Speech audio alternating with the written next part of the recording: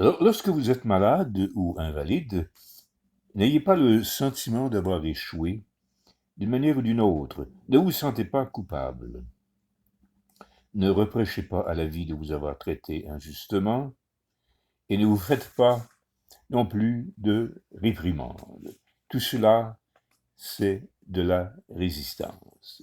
Si vous avez une maladie grave, servez-vous-en pour atteindre l'illumination. Tout ce qui peut arriver de mal dans votre vie doit vous amener vers cet état. Dissociez le temps de la maladie. Ne conférez ni passé ni futur à la maladie. Laissez-la vous ramener de force dans l'intense conscience du moment présent et observez ce qui se passe. Devenez un alchimiste, transformez le vulgaire métal en or, la souffrance en conscience, le malheur en une occasion d'éveil. Êtes-vous gravement malade? Et ce que je viens de dire vous met-il en colère?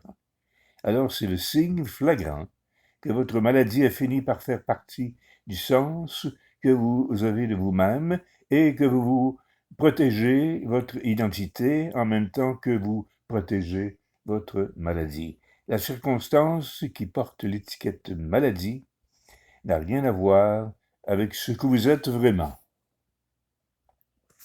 Quand le malheur frappe ou que quelque chose va très mal, maladie, invalidité, perte d'un chez-soi, d'une fortune ou d'une identité sociale, rupture d'une relation intime, décès ou souffrance d'une personne chère ou imminence de votre propre mort, sachez qu'il y a un revers à cette médaille et que vous n'êtes qu'à un pas de quelque chose d'incroyable, de la transformation alchimique totale du vulgaire métal de la douleur et de la souffrance en or.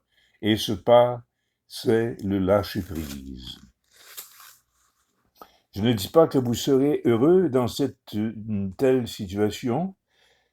Non, vous ne le serez pas.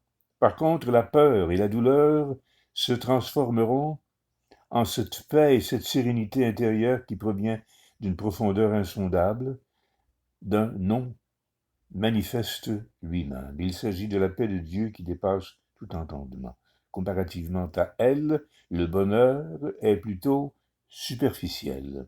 Cette paix radieuse s'accompagne de la réalisation que vous êtes indestructible, immortel. Et cette réalisation s'effectue non pas sur le plan du mental, mais au plus profond de votre être. Ce n'est pas une croyance, c'est une certitude absolue qui n'exige aucune preuve extérieure.